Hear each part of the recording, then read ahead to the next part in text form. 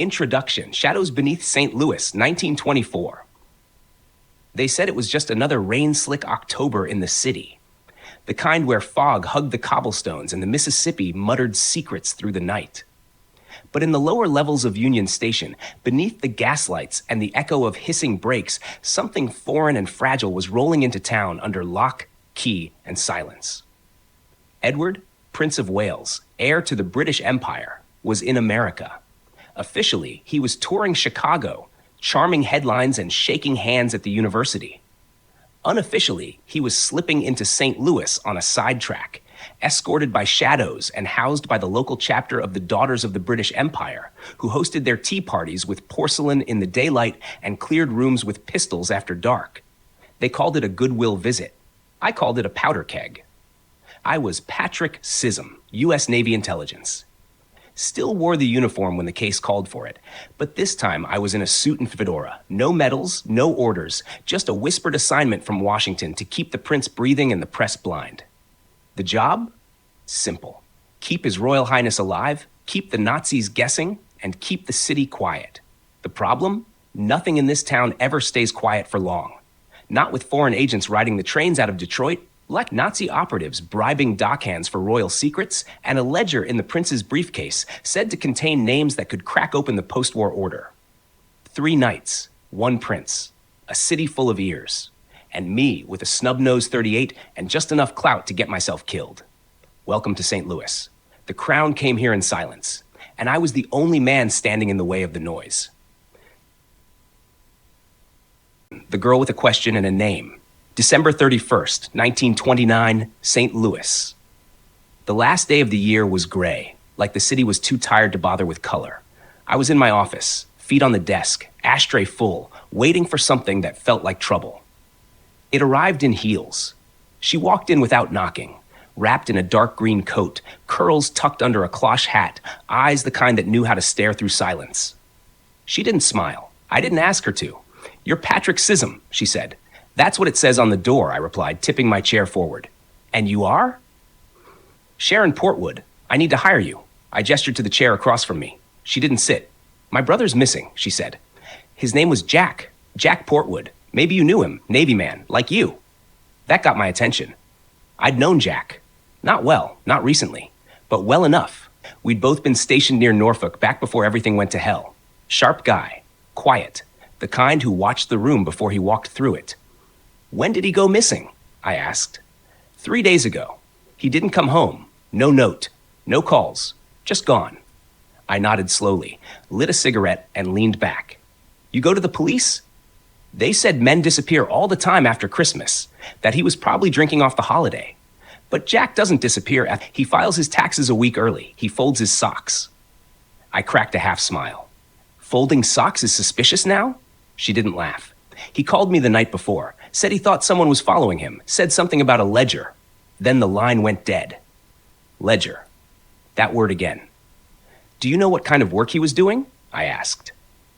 "He worked for a customs broker down on the docks, imports mostly. But he said something had changed, that shipments weren't matching manifests, that people were being paid not to ask. And you think this ledger has something to do with that? I think Jack found something he wasn't supposed to, and now he's missing." I stubbed out the cigarette and stood. "All right, Miss Portwood, I'll take the case. First thing I need is access to his apartment. Second, anyone he was close to, I'll need names." She nodded and pulled a folded sheet of paper from her purse. "Names, numbers, addresses, efficient." "Be careful," she said. Jack wasn't paranoid. If he said someone was following him, they probably still are. I watched her leave, then looked out the window at the city. It was New Year's Eve, but there'd be no party hats tonight. Not for me. Not for Jack. Not if this ledger was what I thought it might be. Chapter 2. Dead Men Don't Call Back. January 2nd, 1930. St. Louis. It was the kind of morning that carried a hangover, even if you hadn't touched a drop. The kind of cold that reminded you which bones you broke in your youth. I spent most of the night staring at the ceiling fan above my bed, listening to the radio hum static and the city shift under the weight of secrets. By sunup, I was back in the office. The coffee was cold, and so was the chair. Sharon hadn't called. No surprise. You don't check in with the guy you just handed a loaded memory to. The phone sat there like a question with no answer. So I picked it up and started dialing. First was Scott Allen's office. A static click, then a long dead buzz. Next, Shane Hestan's apartment. Nothing. Not even a ring. Just silence, like the wires themselves were mourning. Jack's place had already been turned over by the cops. At least, that's what they claimed. I doubted they looked much past the empty bottle and the missing calendar.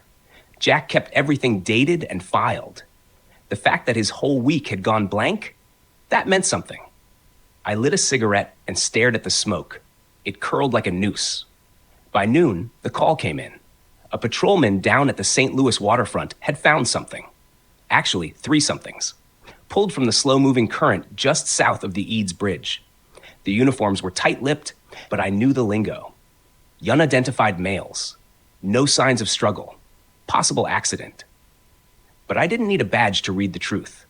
I made my way down there. Fog clung to the river like it was trying to hide the bodies all over again. But the cops were already stringing tape and scribbling on notepads. One of them, a young guy with a nose that hadn't seen a break yet, tried to wave me off. "I'm on retainer," I lied, flashing an expired Navy ID and my best don't bother me face. That got me close enough to see what was left. They were all there. Jack, Scott, Shane. Floating proof that someone was settling old scores.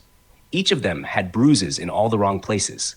Each of them had that same look, like they saw it coming, but not in time to stop it. I stood there smoking, watching the water.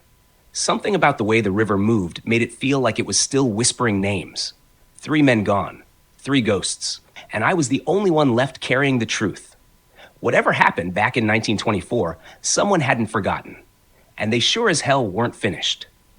The prince had gone home, but the war had just come back to Missouri.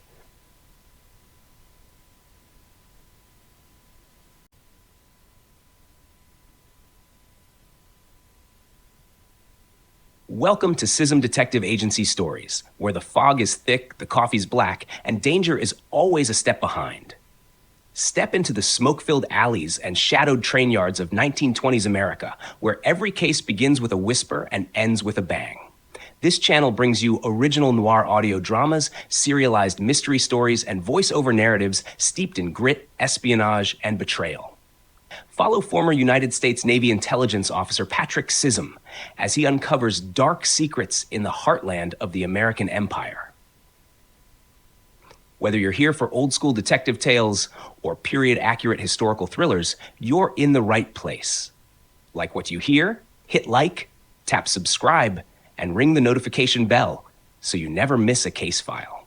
Drop a comment to tell us which mystery has you hooked or who you think did it. Coming soon, join the agency on Patreon.